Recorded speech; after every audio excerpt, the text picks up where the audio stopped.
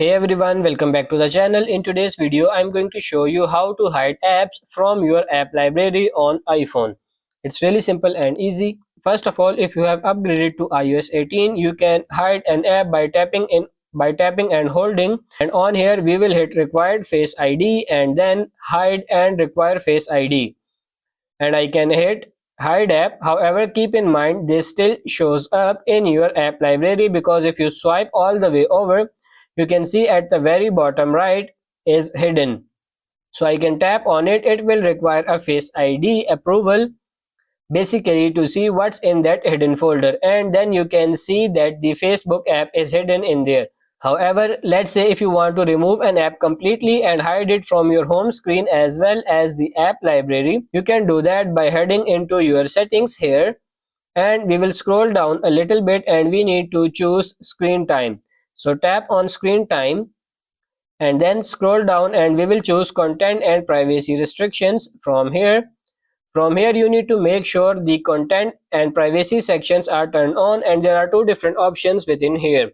One on here is allow apps and features. I can tap on that. You can see on here I can toggle off any of these different apps.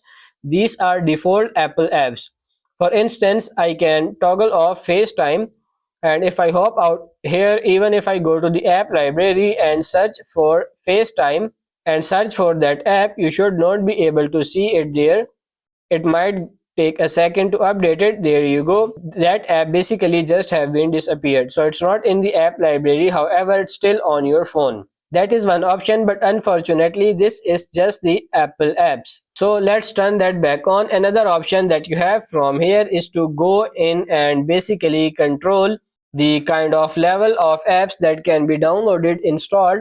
So we are going to tap on where it says App Store, Media and Web Games, and on here we are going to tap on where it says Apps right under Books. From here you can see don't allow 12 plus 9 plus 4 plus. So essentially you can always set the age range. Basically, if you want to specific age range for the apps that you are on your phone, essentially saying, hey, I don't want any adult apps or apps that have adult potential content on there, you can always switch it to various age ranges on here. But keep in mind, this is not a specific app that you are hiding from the app library. This is across every app that is in that specific age category. So that's pretty much it for this video. I hope this video was helpful. If it is, like it and subscribe to the channel. Thank you.